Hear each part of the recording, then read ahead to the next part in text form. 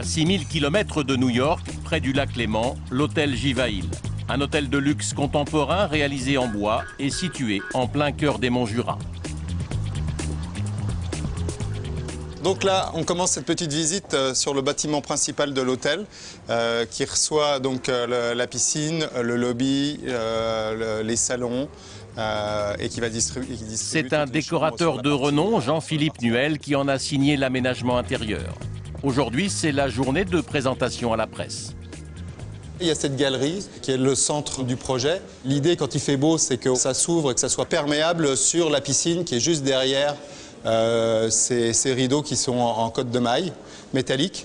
Tout le monde n'a pas envie, en plein milieu d'un lobby, d'être vu en maillot de bain. Donc il fallait à la fois profiter de cet espace, mais aussi, savoir aussi l'intimiser.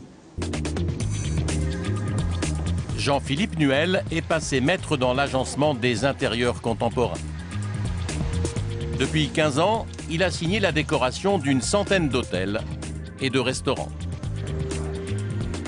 Le restaurant de l'hôtel, il s'écrit sur la même histoire que l'intégralité de l'hôtel lui-même. En fait, l'idée, je me suis dit, c'est que les gens qui pouvaient venir de Genève le soir pour dîner dans ce lieu, il fallait qu'ils trouvent une ambiance tout à fait feutrée, lui donner aussi de la poésie. C'est ce qu'on a essayé de faire à travers le jeu sur la lumière, à travers une cheminée. Donc voilà, une espèce de lieu privilège.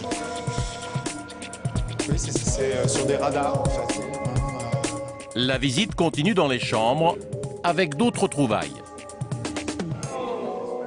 Moi, ce qui m'a frappé, c'était cette vue, d'où la volonté de mettre le lit face à la fenêtre.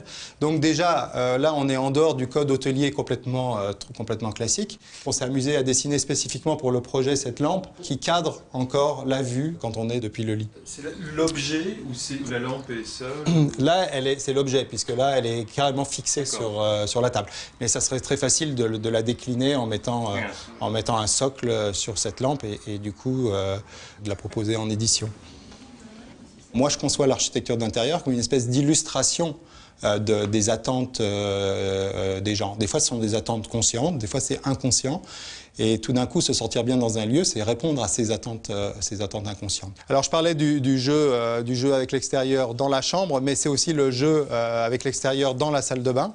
La baignoire au centre, et puis alors la douche qui est une espèce de côté un peu glamour, comme ça, une grande douche complètement surdimensionnée à 2 places. Il faut toujours que dans un projet, on ait une petite touche de glamour, de sensualité et de rêve. Bon, on imagine avec sa femme, pourquoi pas, sous la douche, mais à 2.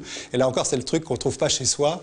Mais ça aussi, c'est le rêve qu'on essaye d'apporter dans ce genre d'établissement. J'espère que ça vous fait rêver, la douche à 2. Voilà. Écoute, je ne dirais pas plus, mais... Ce qui est sympa aussi, je trouve que c'est les lavabos qui ne sont pas de la même dimension. Le jeu de la symétrie. Surprendre, changer les habitudes, l'important est de s'affranchir des codes habituels de l'hôtellerie. Alors casser les codes, finalement, c'est simplement être en phase avec notre époque. Dans une chambre d'hôtel, dans les anciens palaces, par exemple, on a des très grandes chambres et tout d'un coup, on a une salle de bain qui est comme un petit cabinet de toilette dans son coin. Et aujourd'hui, la salle de bain, c'est un lieu d'émotion, un lieu de repos, de détente et donc une pièce à vivre à part entière.